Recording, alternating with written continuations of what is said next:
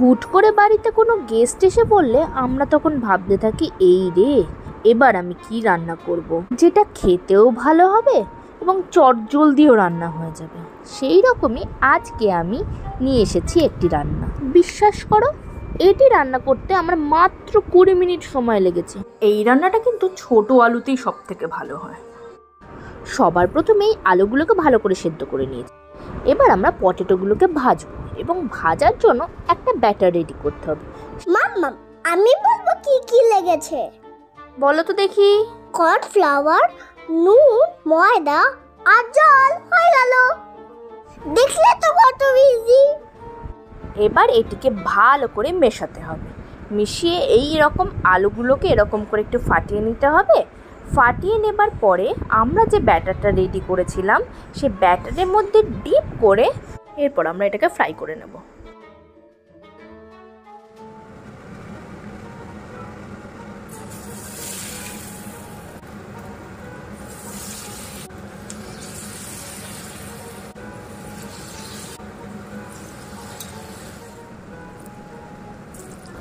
যখন দেখব আলুগুলো গোল্ডেন ব্রাউন কালার হয়ে গেছে তখন আমরা এগুলোকে তুলে নেব।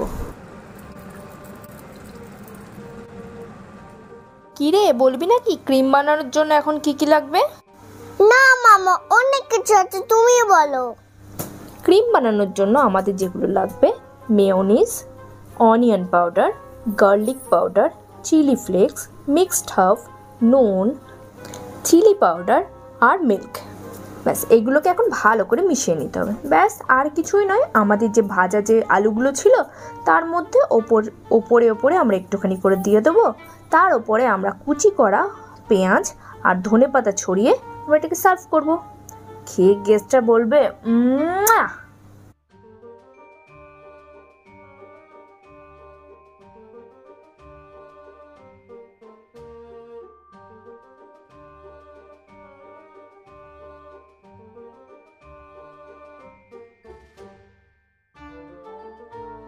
ব্যাস রেডি হয়ে গেল আপনার রেস্টুরেন্ট স্টাইল কাজুন পটেটো। যদি ভিডিওটি ভালো লেগে থাকে তাহলে অনুরোধ থাকলে একটি লাইক করার, আর আপনি আপনার আত্মীয় স্বজন ও বন্ধু বান্ধবের সাথে শেয়ার করবেন। এই ধরনের আরও রেসিপির জন্য আমার চ্যানেলকে সাবস্ক্রাইব করতে হবে।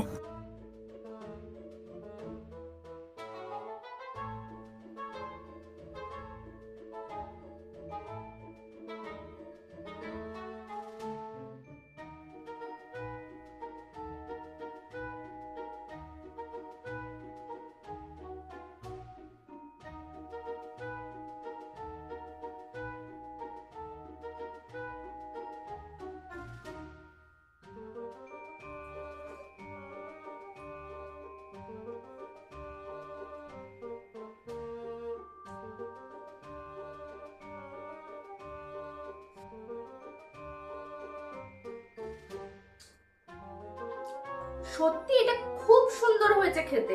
তোমরা এটা অবশ্যই বাড়িতে ট্রাই করো, আর ট্রাই করে আমাকে জানাও। বাড়িতে হয়তো হুট করে কেউ গেস্ট এসে গেছে, তখন কি বানাবে, চটজলদি এটা বানানো হয়ে যাবে, আর খেতেও ততটাই ভালো লাগবে।